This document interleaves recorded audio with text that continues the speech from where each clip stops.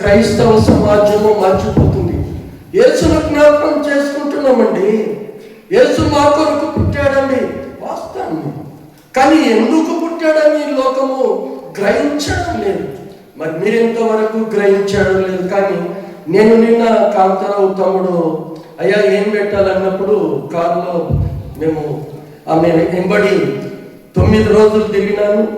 ఆయా నీళ్ళను బట్టి బాగా తలనొప్పి మాయం అవుతాయి. కారణం ఏమిటంటే అడిగినప్పుడు ఆలోచన, ఎప్పుడు యేసు ప్రభు పుట్టాడు, గొల్లలు వచ్చారు, జ్ఞానులు వచ్చారు, అనేక రకాలైనటువంటి స్కిట్ల ద్వారా అసలు గొల్లలకు జ్ఞానులకు సంబంధమే లేదు.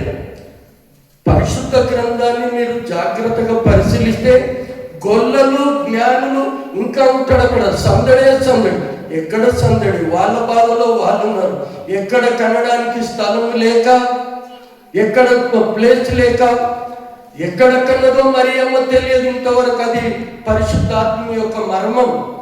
కాకపోతే ఏంటంటే ఆ పశువుల తొట్టులో పరుండబెట్టెను, ఆ మాటను బట్టి పశువుల పాక అని ప్రచారం చేస్తున్నాం. కానీ యేసు ప్రభు ఎవరి కొరకు ఎందుకొరకు జన్మించాడో అన్ని ఆలోచన చేసేవాళ్ళం. నేను అనుకుంటున్నాను, అసలు పండుగకు గుర్తేంటండి? క్రిస్మస్ పండుగకు గుర్తేంటి? ఎవరికి పదా? ఇంటి మీద ఒక నక్షత్రము స్టార్ పెట్టుకుంటారు. దాని అర్థం ఏంటంటే ఎందుకు పెట్టేవా ఈ స్టార్ అంటే యేసు ప్రభు పుట్టాడు అని చెప్తారు. చాలా జాగ్రత్తగా నా మాటలు వినండి, అనుసరించండి. లేకపోతే అది పరిశుద్ధ లేఖనాల ప్రకారము మనం మాట్లాడుతున్నామా, లేకపోతే దానికి జోడించి మన యొక్క అభిప్రాయాన్ని చెప్పుకుంటున్నామా? ఇది చాలా ప్రాముఖ్యం. ఎందుకంటే ఈ పరిశుద్ధ గ్రంథంలో ఒక పొల్లైనను పోదన్నది, ఒక మాట కూడా కలపొద్దు, తీయకూడదని. ఏం మాట్లాడినా ఆ వాక్యము ద్వారానే మనం మాట్లాడాలి. అది వ్యాఖ్యాన పద్ధతి, బోధ పద్ధతి. ప్రియమైన దేవుని సంగమ, నేను చెప్పిన మాట ఏమిటంటే, ఇదిగో నక్షత్రము, ఏం చెప్పాను? నక్షత్రం వలన మనము నేర్చుకోవలసినటువంటి ప్రాముఖ్యత ఏంటి అని చెప్పాను. అమ్మా నువ్వు ఏం చెప్పలేదు, నువ్వేం చెప్తావు అంటే అది ఒక ప్రసంగం అన్నప్పుడు ఆలోచించాను. రాత్రి బాగా పండుకున్నా, 10 గంటల వరకు షాపింగ్లు అక్కడిక్కడ తిరిగి వచ్చి పడుకునంటే 7:30 వరకు లేవలేదు. బాగా బాడీ పెయిన్స్ అట్లా అన్ని మళ్ళీ ఏమైనా పోయినాయి. దేవుని నామమున హల్లెలూయా. మరి ఈ నక్షత్రం వలన మనము నేర్చుకోవలసినటువంటి ప్రాముఖ్యత ఏమైందో మరి మీ జీవితంలో ఆ నక్షత్రం అంటే ఎవరు, ఆ నక్షత్రం గురించి మనం ఏమి నేర్చుకోవాలి, ఆ నక్షత్రం ద్వారా మనము ఆత్మీయతలో పొందుకోవడానికి సహకరిస్తుందా? This is the meaning of Christmas. ఆ యొక్క అర్థమే మనకు క్రిస్టమస్ అని అర్థమవుతుంది. ప్రియమైన దేవుని పిల్లలారా, ఆ నక్షత్రం ఎవరన్నప్పుడు ఒకసారి మత్తయి సువార్తికుడు రాస్తూ 2వ అధ్యాయము 1-2 వచనాలను, రాజైన హేరోదు దినములయందు యూదయ దేశపు బెత్లెహేములో గ్రామములో యేసు పుట్టిన పిమ్మట ఇదిగో ఇక్కడ లేఖనాలను సరిగా మనము తరిచూచకపోతే, సరి చేయకపోతే దాని అర్థం వేరైపోతుంది. అర్థం యేసు పుట్టిన పిమ్మట ఇదిగో యెరూషలేమునకు వచ్చి, యెరూషలేమునకు ఎప్పుడు వచ్చారు? పుట్టిన తర్వాత. యేసు పుట్టిన గొల్లలు ఎప్పుడు వచ్చారు? యేసు పుట్టినప్పుడే. కానీ వెంటనే లేఖనం వెంటనే ఎప్పుడైతే గబ్రియేలు దూత, గొల్లల విషయం మనకు అక్కర్లేదు కానీ ఆ చిన్న యొక్క క్లూ కొరకు మనం మాట్లాడుకుందాం. వెంటనే ఆ యొక్క గబ్రియేలు దూత మరి గొల్లలకు కనిపించిన వెంటనే ఇదిగో దావీదు పట్టణమందు నేడు మీ కొరకు రక్షకుడు ఉన్నాడు. అసలు క్రిస్టమస్ ఎందుకు చేసుకుంటున్నాము? దావీదు పట్టణము అనగా బెత్లెహేము, ఎఫ్రాతా ఆ లేఖన ప్రవక్త యొక్క ప్రవచనము నెరవేర్చబడడానికి దావీదు పట్టణమందు రక్షకుడు మీ కొరకు, అది అంతవరకు పెట్టుకున్నాం. మళ్ళీ గొల్లలది చాలా తర్వాత ఆలోచన చేద్దాం. అసలు నేను చెప్పేది ఒకటి, ఇప్పుడు ఒకటి మాట్లాడుతున్నాం. అక్కడ ఏ రోజు రాజు దినముల యందు అంటుంది లేఖనము. ఏ రోజు రాజు దినముల యందు ఏమైపోయిందంటమ్మా? ఏ రోజు రాజు దినాలలో తూర్పు దిక్కున మేము ఒక నక్షత్రము, చదవండి ఒకసారి అది. యూదుల రాజుగా ఎక్కడనున్నాడు? ఇది బాగా గమనించండి. ఎవరిని అడుగుతున్నారు జ్ఞానులు? నేను చిన్న ఉన్నప్పటి నుంచి ఆ సేవకులు మరి ఏం ఆలోచించారో నేను ఆలోచించాను. నేను ఎప్పుడు లేఖనాలను సరిపోల్చాలని నా ప్రయత్నం నేను అక్కడ ఏమంటున్నారంటే తూర్పు దిక్కున మేము ఒక నక్షత్రం చూచి ఆయనను పూజించి వచ్చితిమి అని చెప్పిరి. ఈ మాటను మనము పెడుతురో ఆ యెరూషలేము పట్టణంలో ఉన్నటువంటి ప్రజలు, యెరూషలేము పట్టణాన్ని పరిపాలిస్తున్నటువంటి ఆ యొక్క హేరోదు, అదంతా కూడా కలవరం ఉన్న సమయంలో మరి ఈ తూర్పు దేశం ప్రాంతం కాదండి, గొల్లలేమో అదే ప్రాంతంలో వాళ్ళు ఆ మందలను కాచుకుంటున్నారు. కానీ వీళ్ళు తూర్పు దేశం. అసలు తూర్పు దేశం అంటే ఎక్కడ ఉంది? ఏది తూర్పు దేశము? దేశం అంటున్నాడు, ప్రాంతం అంటలే. ఆ తూర్పు దేశము ఎక్కడో చాలా మట్టుకు మన భౌగోళిక పరిస్థితులను గ్లోబును బట్టి పరిశీలిస్తే ఆ యెరూషలేము పట్టణానికి తూర్పున ఉన్నటువంటి ఆ పట్టణాలు ఏమిటి అంటే ఎవరైనా చెప్తారండి? ఈ జ్ఞానులు ఎక్కడి నుంచి వచ్చారు నేర్చుకోవాలి. ఇప్పుడు మనం అసలు తూర్పు దేశం అంటే ఎక్కడుంది? ఆ తూర్పు దేశమే ఎందుకు చాలా మటుకు తూర్పు అసలు తూర్పు అనే ప్రాంతాన్ని పరిశుద్ధ గ్రంథంలో మొట్టమొదట ఎక్కడ వాడిందో మీకు తెలుసా? వింటున్నాం క్రైస్తవ సమాజం. ఎక్కడ వాడారు? దేవుని నామానికి స్తోత్రం. అసలు ఏదోను తోటను వేసినటువంటి స్థలమే ఆదికాండము 2వ అధ్యాయము 8వ వచనములో మరి మోషే రాజు దేవుడైన యెహోవా తూర్పున ఏదోనులో ఒక తోట వేసి, తూర్పు అనే మొట్టమొదటి ప్రాంతం అంటే తూర్పు. ఈ యాకోబు కూడా ప్రయాణిస్తూ 29వ కీర్తన వస్తే తూర్పు దేశంలో వచ్చి నివాసము ఉండేను. భౌగోళిక పరిస్థితులు భూమి ఆకారం ఉన్నటువంటి చూస్తే ఈ జ్ఞానులంట తూర్పు దేశం అంటే ఆ దేశం అంటే ప్రయాణించాలి. అప్పుడు రవాణా సౌకర్యం లేవు, చాలా ఇబ్బందికరమైన పరిస్థితులు. ఒక దేశము ఒక ప్రాంతం నుంచి ప్రాంతానికి ప్రయాణించాలంటే చాలా కష్టం. కానీ వాళ్ళు వేరే ప్రాంత దేశం నుంచి రావాలి. ఎప్పుడు మేము తూర్పు దేశమున నక్షత్రము చూచితిమి అంటూ ఆ చూచిన వెంటనే ఏంటి? అనేక నక్షత్రాలు ఉన్నాయి, కోటాను కోట్ల పాలపుంతలు ఉన్నాయి. కానీ ఆ సమయంలో ఆ తూర్పున ఉన్నటువంటి జ్ఞానులకు కనిపించింది. మరి ముగ్గురే వచ్చారా యేసు ప్రభు అంటే? రకరకాల పేర్లు పెట్టారు. అసలు పరిశుద్ధ గ్రంథంలో పేర్లు లేవు. జ్ఞానులు వచ్చారనుంది అంటే బహువచనము, ప్లూరల్ వాడారు, సింగులర్ వాడలే, ఏకవచనం వాడలే. ఒకటి కంటే ఎక్కువ ఉంటే అది ఎక్కువ. అందుకని నేను యెషయా గ్రంథము ఏమని అంటున్నట్టే, నీకు వెలుగు వచ్చి ఉన్నది, లెమ్ము తేజరిల్లుము, యెహోవా మహిమ యెహోవా మహిమ వెలుగు. ఆ వెలుగైన దేవుడు. మరి ఇక్కడ వెలుగు ఆ వెలుగు ఎవరు? ఆ నక్షత్రము ఎవరు? ఆలోచన చేయమని ప్రభు పేరట మీకు మనవి చేస్తాం. ఇప్పుడు మొదటికెళ్ళి ఆ మత్తయి సువార్తను కొంచెం మళ్ళీ పరిశీలన చేద్దాం. హేరోదు రాజు ఈ సంగతి వినినప్పుడు, ఏం సంగతి? ఆయా ప్రాంతాలలో అసలు వీళ్ళు జ్ఞానులు కాదు, బుద్ధిహీనులు అంటున్నా నేను. ఏంటయ్య గారు వాళ్ళు జ్ఞానులు, పరిశుద్ధ గ్రంథం జ్ఞానులని చెప్పితే నువ్వు బుద్ధిహీనులు అంటున్నావు? అసలు వాళ్ళని నడిపించింది ఎవరు? నక్షత్రం కదా. మరి నక్షత్రము ఎన్ని రోజులు పట్టొచ్చు? తూర్పు దేశం నుంచి యెరూషలేముకి వచ్చారు. ఎక్కడ వెళ్ళాలి వాళ్ళు? ఆ నక్షత్రాన్ని ఫాలో అవ్వాలి. ఇశ్రాయేలు ప్రజలు ఐగుప్తులో నుంచి కూడా నడిపించబడినప్పుడు అనేకమైనటువంటి ఆ ఫరో సైన్యము ముందు ఎర్ర సముద్రం ఉన్నప్పుడు ఎప్పుడంట అది రాత్రి వేళ ఏంటంట నడిపించింది. అమ్మ చత్తారు ఒకసారి అది నిర్గమకాండము 13వ అధ్యాయము, నిర్గమకాండము 13వ అధ్యాయము 21వ వచనములో వారు పగలు రాత్రియు ప్రయాణము చేయనట్లుగా. మరి ఇప్పుడు ఇక్కడ కొంచెం ఆలోచించండి. ఈ ఇశ్రాయేలు ప్రజలు నడిపిస్తున్న మోషే ప్రజలు పగలు రాత్రి కూడా ప్రయాణించారు.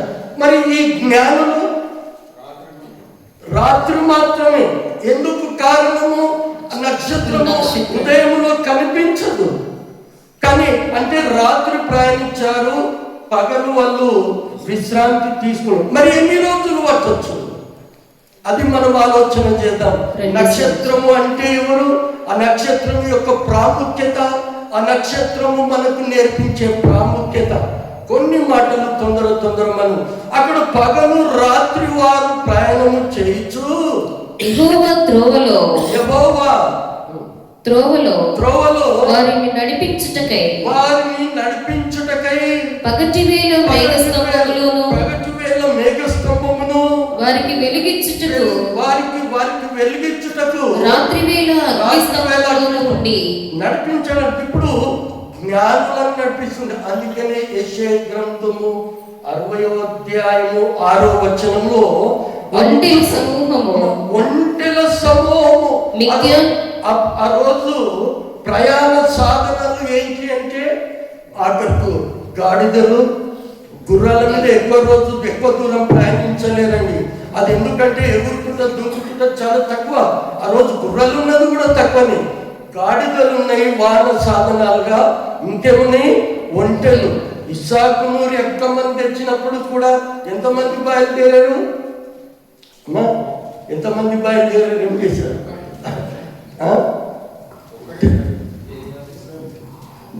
ఎంతమంది బయలుదేరారు? ఎలియాజరు రిబ్కమ్మకు పెళ్లి చేయడానికి ఎవరో అబ్రాహాము పంపినప్పుడు ఎంతమంది వెళ్ళారు? ఎప్పుడు దేవునామం. ఒకసారి చూడండి 24వ అధ్యాయము ఆది కాండము 24వ అధ్యాయము 10వ వచనము. అతడు తన యజమాని 10 ఒంటెలను తన యజమాని ఆస్తిలో 10 ఒంటెలు 10 మంది వెళ్ళారు. ఎలియాజరుతో ఒంటెల మీద వెళ్ళారు. ఇది పెళ్లిళ్ళందరూ చెప్తారు. మరి మీరు పెళ్లి చేసుకున్నప్పుడు ఈ ప్రసంగం చేయలేదేమో. 10 ఒంటెలు ఎలియాజరుతో పాటు 10 ఒంటెలు 10 ఒంటెల మీద ఒక మనిషి 10 ఒంటెల మీద ప్రయాణం చేశారు. ఇక్కడ కూడా 10 ఒంటెల సమూహంతో వెళ్ళారంట ధూప ద్రవ్యములు, సుగంధ ద్రవ్యములు తీసుకోవడానికి. మధ్యలో ఏమైంది? అది పరిశుద్ధాత్మ దేవుడు రాయించలే. కొందరంటారు తప్పిపోయారంటారు. బైబిల్లో తప్పిపోయారని లేదు. నా ఉద్దేశము బైబిల్లో ఉన్ననే మాట మాట్లాడాలి. ఎవరో లేఖనాలు వ్యాఖ్యానం రాసి ఎవరో పుస్తకాలు రాసింది ఆయన జ్ఞానం అది. కానీ పరిశుద్ధాత్ముని యొక్క ప్రేరేపణ కలిగి రాసినటువంటి వాక్యం ప్రకారం ఓకే, చాలా బాగుంది. ఒంటెల సమూహంతోటి వెళ్ళారు. కానీ ఇప్పుడు తూర్పు దేశం అన్న మనం, ఆ తూర్పు దేశం ఏది? ఆ తూర్పు దేశం అంటే అర్థం మనము భౌగోళికంగా ప్రపంచ పటం అనగా మ్యాప్ లో చూస్తే తూర్పులో ఉన్నది ఏంటంటే యెరూషలేములో ఉన్నటువంటి మాదియా పారసిక ఉంది. తర్వాత ఏది అరేబియా కంట్రీ, అరబు దేశాలు, తర్వాత చైనా, తర్వాత భారతదేశం ఉంది. అంటే తూర్పు దేశపు జ్ఞానులు భారతదేశం నుంచి పోయి అనుకుంటున్నామా? చాలా మంది అంటారు మాదియా పారసిక నుంచి ప్రయాణించడం.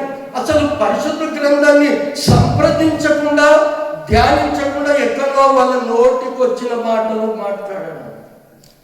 ఈరోజు ఎక్కడి నుంచో ఆ తూర్పు దేశం మీద మనము ఆలోచన చేద్దాం. సంఖ్యాకాండము 21వ అధ్యాయము 10వ వచనంలో మరి అక్కడ భక్తులు రాస్తున్నటువంటి మాట. సంఖ్యాకాండము 21వ అధ్యాయము 10వ వచనం. తర్వాత ఇశ్రాయేలీయులు ఓబోతులో దిగి ఓబోతులో నుండి వారు సాగి సూర్యోదయ దిక్కున అనగా మోయాబు ఎదుట. ఎక్కడ తూర్పు సూర్యోదయం కదా. ఇప్పుడు జపాన్ అంటాం సూర్యుడు ఉదయించు దిక్కును, తూర్పు దిక్కు సూర్యుడు అస్తమించు. ఇది టీచర్లకు కంఠస్థమైనటువంటి సోషల్ టీచర్లకు ప్రేమను. సూర్యోదయ దిక్కున అనగా మోయాబు ప్రాంతం నుంచి వచ్చారంట. మరి మోయాబులో ఉన్నదేంటి? అక్కడ షేబా దేశం అని కూడా ఉంది. షేబా దేశము బంగారము, అక్కడ హవీలా అనే ప్రాంతం ఉంది, అది శ్రేష్టమైన బంగారము. మరి సూర్యుడు ఉదయించే దిక్కు ఏదుందంటే పరిశుద్ధ గ్రంథం ప్రకారము మోయాబు ప్రాంతము. చాలా మంది బబులోను అంటారు. అసలు బైబుల్ సంప్రదించాలేమో, వాక్యాన్ని వాక్యంతోనే, answer to answer, Bible to Bible ఉండాలి. దట్ ఈస్ ద అది ట్రూత్ ఆఫ్ వర్డ్, అది నిజమైన దేవుడి వాక్యము.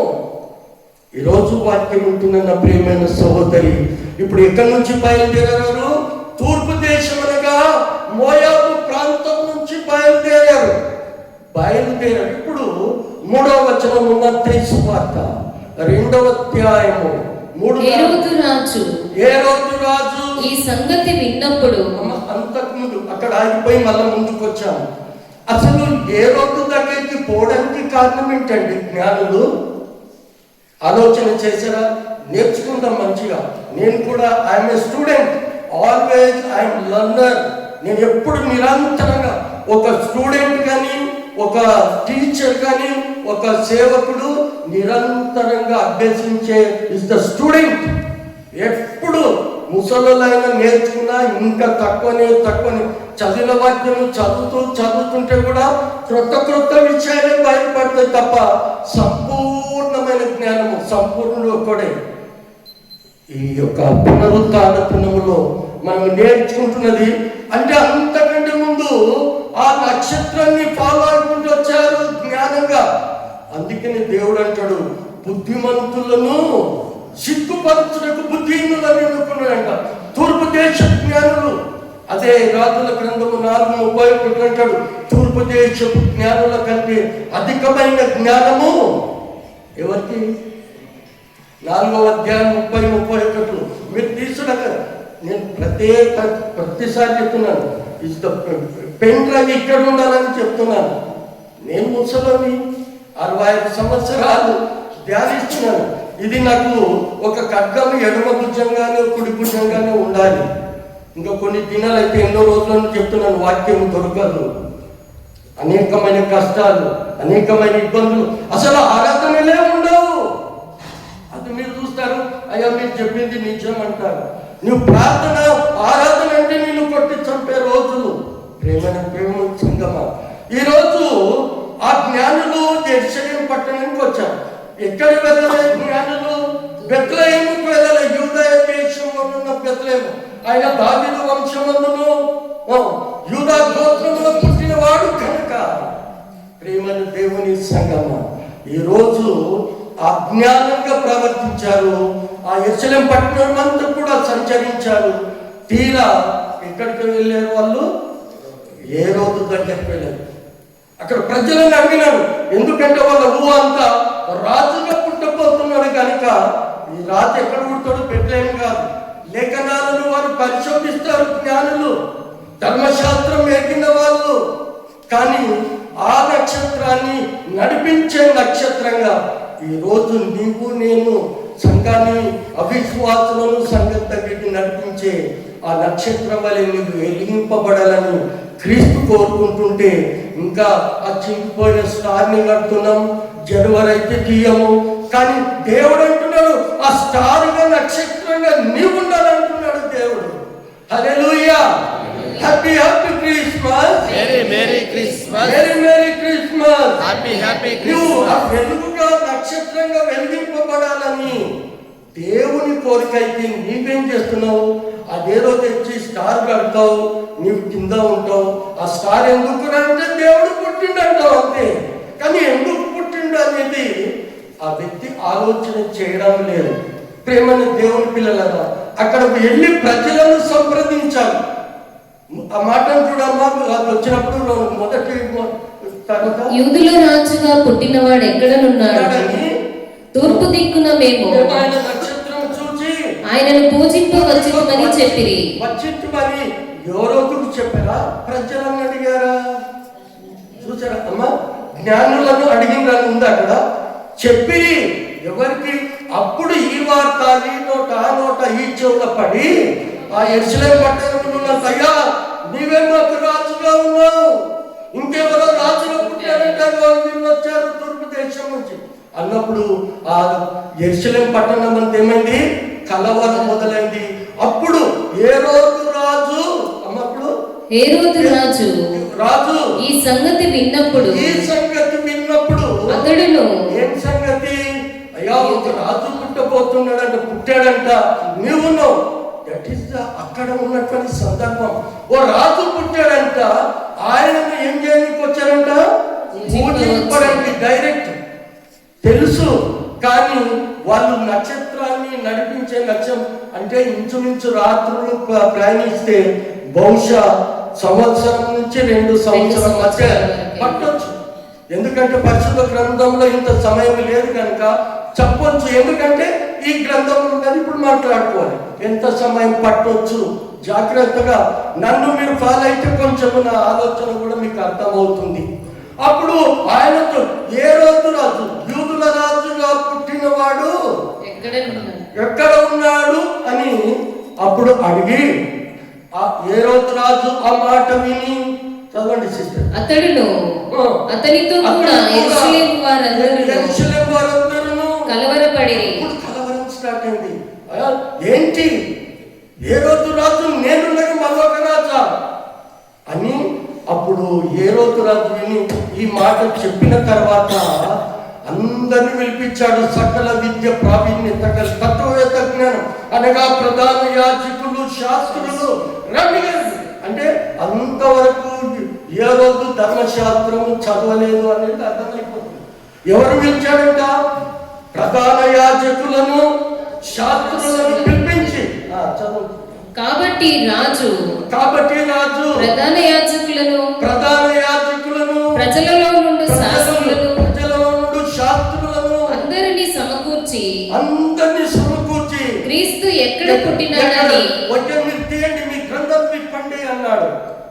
అప్పటికి వీళ్ళు నక్షత్రం చూస్తే ఏదో అద్భుతం రాజు పుట్టబోతున్నాడని వచ్చారు తప్ప ఇక్కడ జరిగింది ఏంటంటే మీ గ్రంథాలు విప్పారు. అప్పుడు మీకా గ్రంథము ప్రవచన నేర్పు.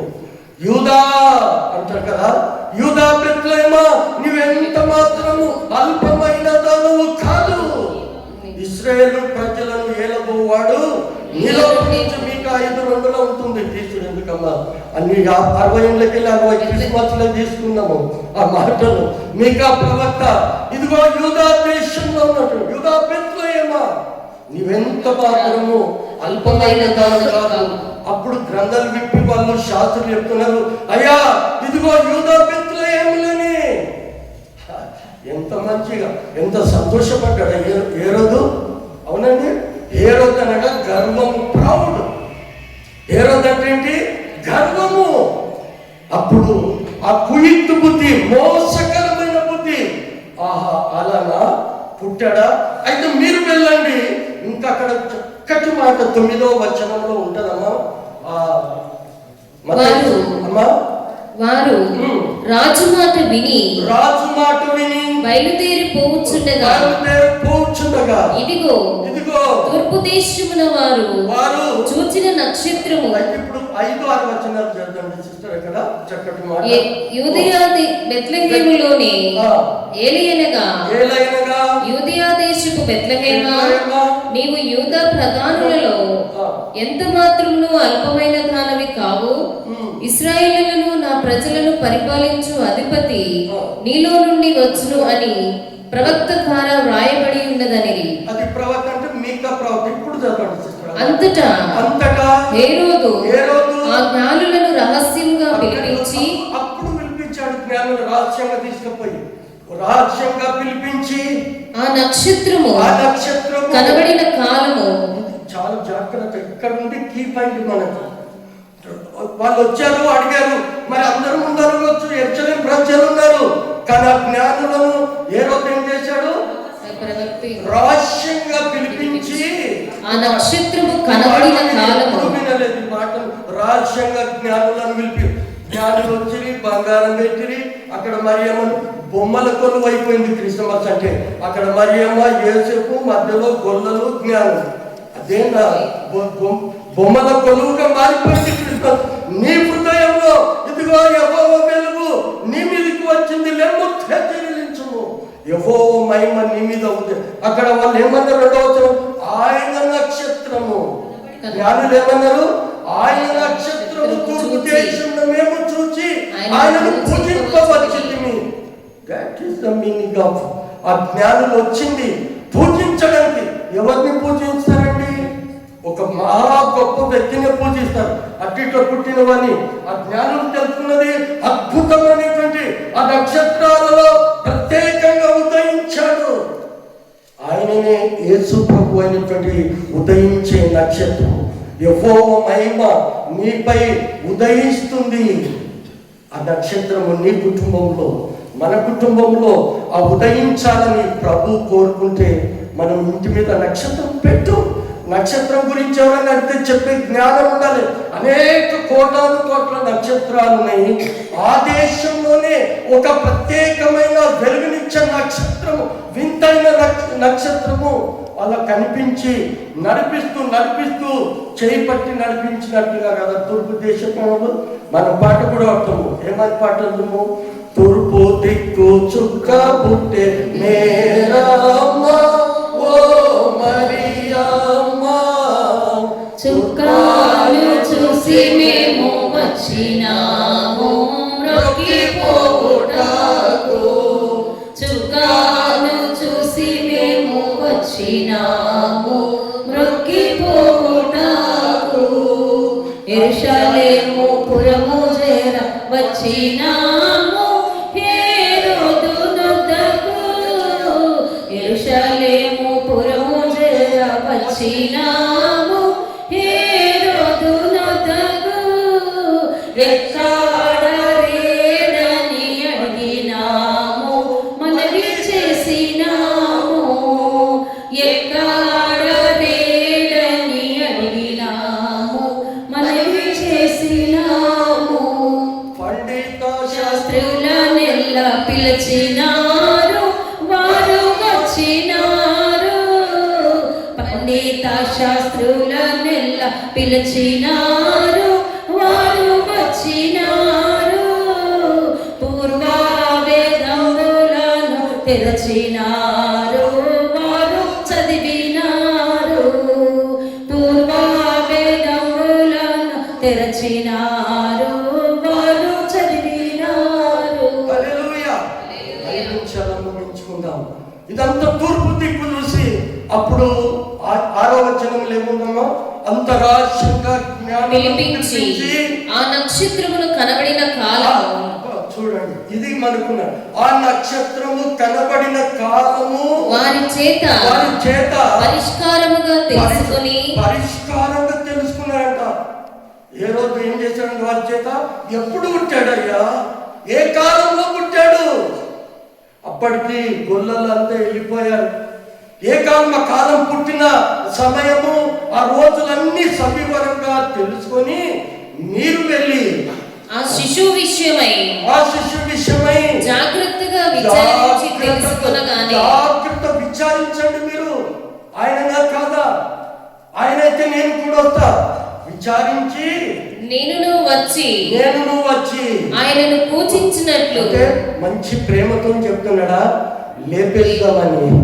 లేపేద్దామని కదా ప్రియమైన దేవుని సంగమా. రాజా, నేను రాజుగా ఉంటే నాకు పోటీగా ఇంకొక రాజు ఉండకూడదు. ప్రియమైన దేవుని పిల్లలరా, ఇప్పుడు మనము ఆ తూర్పు దేశ జ్ఞానులు మరి వచ్చి రాజ్యంగా ఎన్ని రోజులు పట్టిందో తెలియదు. యెరూషలేము పట్టణంలో ఉన్నారు. అక్కడ హేరోదుతోని సంభాషణ నడుస్తుంది. మరి నక్షత్రం ఎక్కడ పోయింది? ఇది బాగా ఆలోచించాలి. నేను కూడా చాలా ఆలోచించాను. చిన్నప్పటి నుంచి వింటున్నాను, కానీ ఇదే చుక్కని కట్టాలి, చుక్కని చూడాలి, దుంకాలి అదే ఉంది. ఈరోజు మరి అంతవరకు నక్షత్రం ఎక్కడ పోయింది? అక్కడనే ఆగిపోయింది యెరూషలేములో. ఎప్పుడైతే ఏ రోజు గృహంలో నుంచి, ఇంటిలో నుంచి వీళ్ళు మళ్ళీ బయటకు వచ్చారో, మళ్ళీ ముందు నడిపించడానికి ఇప్పుడు 9, 10, 11 చివరి 16 రాజు మాట విని, ఆ రాజు మాట విని బయలుదేరి పోవుచుండగా ఇదిగో తూర్పు దేశమున వారు చూచిన నక్షత్రము ఆ శిశువు ఉండిన చోటుకి మీదుగా వచ్చి, ఎక్కడ వచ్చిందంటే శిశువు ఉండిన యేసు ప్రభుని ఎక్కడ పాలన పెట్టారు? పశువుల పాకలు. ఎక్కడ కన్నది లేదమ్మా, తొట్టిలో తెచ్చి పెట్టారు. అప్పటికి రోజులు గడిచిపోయినాయి. ఆ శిశువు ఉన్న చోటికి వచ్చి నిలిచింది. నక్షత్రం ఎంతవరకు వచ్చింది? ఎక్కడైతే ఎక్కడ వచ్చింది మీరు చెప్తలేరు. ఒక ఇంటిలో సత్రం కాదు, తొట్టి కాదు. నేను చిన్నప్పుడు నుంచి అనుకున్నా, యేసు ప్రభువులతో జ్ఞానులు వచ్చారేమో. ఒక ఇంటిలో దగ్గరకు వచ్చిందట. అంటే అప్పటికి 2 ఏళ్ల సమయం గడిచిపోయింది జ్ఞానులు వచ్చే వరకు. ప్రియమైన దేవుని సంగమా, ఈరోజు మనం ఆలోచించాం. ఆ ఇంటి మీదకి వచ్చి నిలిచి అప్పుడు జ్ఞానులకు జ్ఞానోదయమై ఆనందభరితులయ్యారంట. హల్లెలూయా. 9, 10 వచనాలు చదువుకోండి. వారు ఆ నక్షత్రమును చూచి అత్యానంద భరితులై. అసలు నక్షత్రం చూస్తే అత్యానంద భరితులు ఎట్లా అవుతారు అంటే ఆ వెలుగుచున్నటువంటి, అందుకనే యేసు ప్రభు వెలిగినప్పుడు నేను లోకమునకు, యోహాను సువార్త 8వ అధ్యాయము 12వ వచనంలో, చీకటిలో వెలుగు ప్రకాశిస్తుంది కానీ వెలుగు దానిని గ్రహింపకు. నేను ఒకసారి యోహాను సువార్త 1వ అధ్యాయం 9వ వచనం చూడమ్మా. వెలుగు నిజమైన వెలుగు వెలుగుండెను, అది లోకములోనికి వచ్చుచు. నిజమైన వెలుగుండెను, అది లోకంలోనికి వచ్చుచు ప్రతి మనుష్యుని వెలిగించుచున్నది. ఇప్పుడు గ్రహించండి, ఆ వెలుగు తూర్పు దేశంలో వెలిగించింది. ఇక్కడ అపోస్తుడైనటువంటి యోహాను అంటున్నాడు, నిజమైన వెలుగు ఉండెను. చదువు 9వ వచనం. నిజమైన వెలుగు ఉండెను, అది లోకములోనికి వచ్చుచు. ప్రతి మనుష్యుని వెలిగించుచున్నది.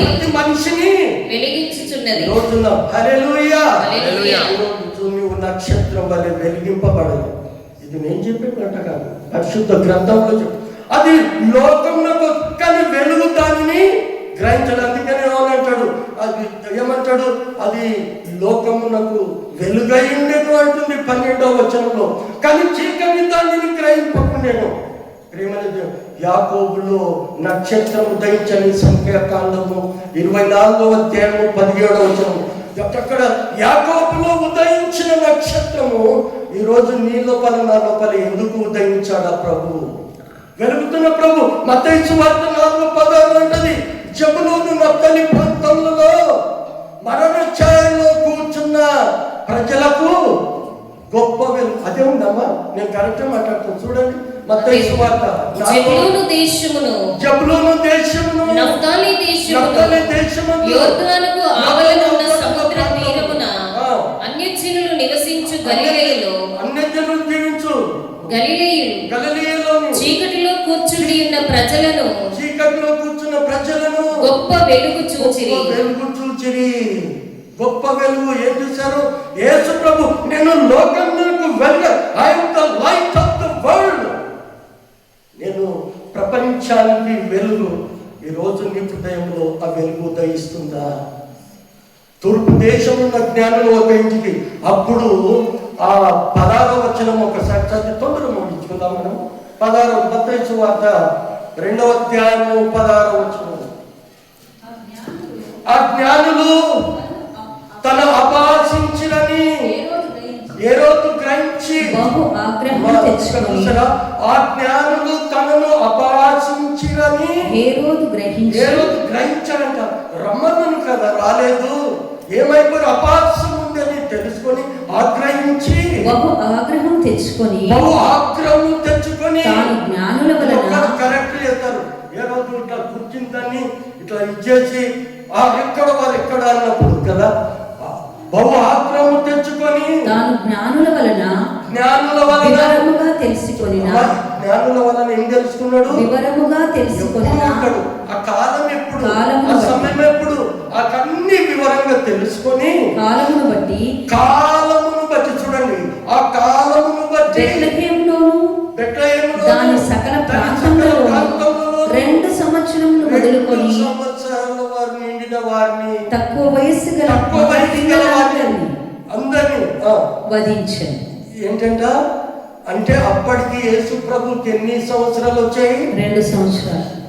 ఈరోజు ప్రేమ మరి ఈ జ్ఞానులేంటి పుట్టినప్పుడు వచ్చి పెడుతున్నారు అంటే అది డ్రామా అండి.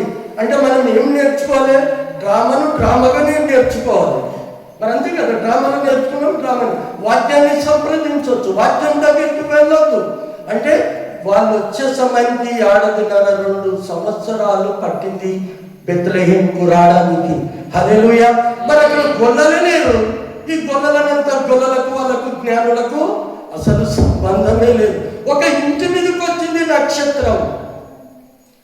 అప్పుడు పూజింపి ఆగ్రహం తెచ్చుకొని 2 ఏళ్ళు తక్కువ సమయం పిల్లలనంతా అది మగ పిల్లలనే చంపండి, రాజు పోత పీడబోతుంది అనుకున్నాడు.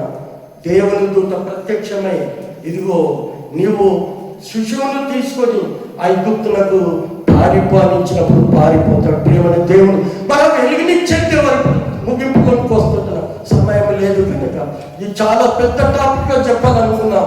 నక్షత్రం ఈరోజు ఆ నక్షత్రమే నీవు కావాలనేసి ప్రభు కోరుకుంటున్నాడు. దానియేలు గ్రంథం 12వ అధ్యాయం 3-4 వచనాలు. దానియేలు గ్రంథం 12వ అధ్యాయం 3వ వచనం 3-4. నేను చెప్తాను. బుద్ధిమంతులైతే చూడమ్మా, బుద్ధిమంతులు అందరం బుద్ధిమంతులు కాదు. బుద్ధిమంతులైతే ఆకాశ మండలంలోని జ్యోతులను పోలిన వారై ప్రకాశించెదరు. నీతి మార్గమును అనుసరించి నడుచుకొనున్నట్లు ఎవరినైతే ఆయన వైపు తిరుగుతామంటే అక్కడ ఎంత చాలా చక్కగా ఎవరైతే బుద్ధిమంతులు ఆయన వైపు త్రిప్పబడతారో వారు నక్షత్రము వలె ప్రకాశించాలి. హల్లెలూయా. ప్రభు యొక్క చిత్తం ఏదండి? నీవు బుద్ధిమంతులవైతే లోకంలో జ్యోతుల వలె ఉండి ఇదిగో న్యాయం వైపు నీతిమంతుల వైపు నీవు ఎంతమందిని నడిపిస్తావు? వాళ్ళు ఎలా ఉంటారంట? నక్షత్రము వలె ప్రకాశ. ఈరోజు ఉదయించే నక్షత్రంగా నువ్వు వెలిగింపబడాలని ప్రభు కోరుకుంటే లైట్లు ఏంటంటే వద్దు అని మళ్ళా నన్ను తప్పర్థం చేసుకుంటాను. నా భాష ఏంటంటే సందర్భము ఈ వెలుగు కాదు, ఆ నిత్యమైన లోకములో వచ్చుచుండెనా అంటుంది లేఖనం. ఆ వెలుగును నువ్వు అనుసరించాలి, ఆ వెలుగు ప్రసరించాలి. ఆ వెలుగు అందుకనే నీ వాక్యము నా పాదములకు మరి ఆ వెలుగులో నువ్వు నడుమంటే నేను యేసు ప్రభు బొమ్మలు పెడతా, యేసు ప్రభుని ఏంటండి బైబుల్ని ఆలోచిస్తాం? ఇట్లా చెప్తే అంతా ఇట్లా చెప్తాడు అంటారు. ఉన్నది చెప్తాడు. ఇంతవరకు నా సొంత మాట ఒకటి చెప్పలేము. ఇదిగో బుద్ధిమంతులైతే ఆకాశ మండలంలోని జ్యోతుల వల్ల మీరు ప్రకాశిస్తారు. నీతి మార్గంలో నడుచుకొనున్నట్లు అనేకులను ఎవరినైతే తిప్పుతారో వారు నక్షత్రము వలె వెలిగించబడతారు. హల్లెలూయా. ఈ రోజు ఉదయించే నక్షత్రం తమ్ముడు ఏముంటదయ్యా నక్షత్రం అన్నాడు కాంతరం. అది నేను ఆలోచిస్తున్న బాబు ఆ నక్షత్రంగా. అందుకని ఆ నక్షత్రం వలన మనము నేర్చుకోబోయే ప్రాముఖ్యత ఏంటి? నీవు కూడా వెలిగింపబడాలి. అన్ని జనుల మధ్యలో ఒక వెలుగు ఉండాలి. ఎట్లుండాలి? అపోస్తలుల పౌలు ముగించుకున్నాం. ఎట్లా ఉండాలని మళ్ళీ చెప్తున్నాను. ఎట్లా ఉండాలి వెలిగింపబడాలి అంటే అపోస్తలుల పౌలు ఫిలిప్పీ పత్రికకు రాస్తూ 2వ అధ్యాయము 16వ వచనంలో రాస్తున్నటువంటి మాట. ఈ రోజు ఆ మాటలంతా కూడా మన హృదయంలో అట్టి జనముల మధ్యను మీరు జీవవాక్యమును చేత పట్టుకొని అంటే వెలిగింపలేని చీకటిలో ఉన్న ప్రజల మధ్య జీవవాక్యమును చేత పట్టుకొని లోకమందు జ్యోతుల వలె కనబడుచున్నారు. లోకమందు జ్యోతుల వలె కనబడుచున్నారు. ఎప్పుడు కనిపిస్తాము? జీవవాక్యము, జీవము కలిగిన దేవుడు నీ లోపల నివసించినప్పుడు, ఆ వెలుగు నీ లోపల ప్రసరించినప్పుడు, వెలుగు వచ్చి ఉన్నది, లెమ్ము తేజము, మనము జ్ఞానుల వలె అజ్ఞానులుగా నడుచుకోనండి అంటుంది లేఖనము. ఎఫెసీ పత్రిక 5:15 మనము అజ్ఞానుల వలె కాక జ్ఞానుల వలె నడుచుకొని అంటున్నది. ప్రేమైన దేవుని సంగమా, ఈరోజు జీవవాక్యము మన హృదయంలో ఉంచుకోవాలి. అందుకని ఆయన వాక్యం ఎక్కడ ఉండాలంట? సమాధుల మీద ఉండాలి. సమాధుల మీద ఉండొద్దని మళ్ళా మనం తప్పు పట్టుందండి. మనం ఎంతవరకు వాక్యాన్ని మనము విలువనిస్తున్నాం అనేది ప్రముఖమైన సంగతి. ఈరోజు వెలిగింపబడిన నక్షత్రము ఆనాడు తూర్పులో వెలిగింది, ఈ రోజు నీ హృదయంలో ఒక వాక్యం అక్కడ చెప్తుందమ్మా. ద్వితీయోపదేశకాండము 6వ అధ్యాయము 4-5 వచనాలు చూడండి. అక్కడ ముగించుకుందాం మాటగా. ఇశ్రాయేలు వినుము, ఇశ్రాయేలు వినుము, మన దేవుడైన యెహోవా అద్వితీయుడగు యెహోవా నీ పూర్ణ హృదయముతోను, నీ పూర్ణ ఆత్మతోను, నీ పూర్ణ శక్తితోను నీ దేవుడైన యెహోవాను ప్రేమింపవలెను. నేడు నేను నీకు ఆజ్ఞాపించు, నేడు నేను మీకు ఆజ్ఞాపించు మాటలు నీ హృదయములో ఉండవలెను. ఏముండాలంటమ్మా? ఎక్కడ ఉండాలి? గోడల మీద ఉండాలి, సమాధుల మీద ఉండాలి. అందుకని సజీవ రాళ్ళ వల్ల మీరు ఆత్మ సంబంధమైన మందిరంగా కట్టబడుతున్నారు అంటుంది లేఖనం. మన హృదయంలో ఉండాలి. ఎప్పుడు హృదయంలో వాక్యం ఉన్నప్పుడు నీవు వెలిగింపబడతావు. అదే కదా ఇప్పుడు ఫిలిప్పీ పత్రికలు చదువుకున్నాం, మళ్ళీ చెప్పి ముగించుకుందాం. ఫిలిప్పీ పత్రిక 2:16 చివరి మాట ముగించుకుందామమ్మా. అతి జనము మధ్యను మీరు జీవవాక్యమును చేత పట్టుకొని, మీరు అనగా మనము అనుకుందాం. ఇప్పుడు మీరు అనగా మేము జీవవాక్యమును చేత పట్టుకొని లోకమందు జ్యోతుల వలె కనబడుచున్నారు. లోకమందు జ్యోతుల వలె కనబడవలెను. అందువలన నేను వ్యర్థముగా పరిగెత్తలేదనియు. వ్యర్థంగా పరుగు యొక్క పరుగు ఇంతకు ముందు కూడా చెప్పాను నేను ఉపవాస ప్రార్థనలో. పరుగు యొక్క పరుగు ఎక్కడ? నా పరుగును కడముట్టించి తిని విశ్వాసమును కాపాడుకుంటుని కదా. ఇంకా నా కొరకు నీతి కిరీటం సిద్ధపరచ. మన పరుగు ఆయన మరణం పునరుత్థానంలో సమాన ప్రాతిపదికగా ఉండాలని, అనేకులను ఆ వెలుగులోకి నడిపించాలని ఆయన యొక్క పరుగు పద్యము మీరు జీవవాక్యమును చేత పట్టుకుని ఈ లోకమందు జ్యోతుల వలె వెలిగింపబడాలని ఈ క్రిస్టమస్ యొక్క సందేశంలో మనమంతా కూడా క్రైస్తవ బిడ్డలుగా ఇదిగో ఇతరులకు ఎలా కనిపేలే. మోషే సినాయి పర్వతం మీద వచ్చినప్పుడు ఆయన మొక్కని కూడా చూడలేరు, అంతటి వెలుగు ప్రకాశం మహిమ ఆవరించింది. ఈరోజు యెషయా భక్తుడు మాట్లాడినట్టుగా నీవు నేను ఆ లెమ్ము తేజరిలము యెహోవా మహిమ నీ మీద ఉదయించినట్లుగా దేవుడి కృప మనందరికీ దయచేయను గాక. ఆమె పరిశుద్ధుడైనటువంటి మా పరలోకపు తండ్రి, నీకు వందనాలు, స్తోత్రములు.